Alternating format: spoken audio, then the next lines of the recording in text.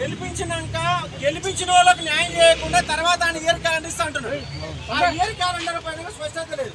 కనీసం IAS officer కూడా ఇప్పుడు మీటింగ్ కూడా పెట్టలే, ఒక మంత్రి మీటింగ్ పెట్టలే. వాళ్ళు 2 లక్షల ఉద్యోగాలు ఏమి ఇస్తారో అనే దానికి దానికి సోయి కూడా లేదు. కాబట్టి ఇప్పుడే మనం ప్రత్యక్షంగా ఇప్పుడున్నటువంటి డిమాండ్లు నెరవేర్చుకోవాలంటే ఇది కరెక్ట్ టైము. ఈ టైంలో 2 రోజుల పాటు సార్ మనతో పాటు దీక్షలో కూర్చోవాలా.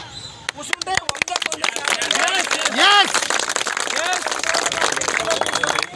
అవసరమైతే సెక్రటరీ ముట్టడి కానీ అసెంబ్లీ ముట్టడి కానీ ఒకరోజు ముట్టడి చేస్తే ఇవాళ ఏవైతే డిమాండ్లు ఉన్నాయో ఆ డిమాండ్ విద్యార్థులు వాళ్ళందరూ ఏ విధంగా ఉద్యమించారో మీకు తెలియంది కాదు.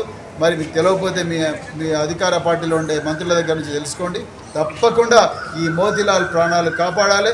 ఈయన ప్రాణాలకు హాని అయితే మాత్రం ఎట్టి పరిస్థితులు కూడా తెలంగాణ ఊకోదు.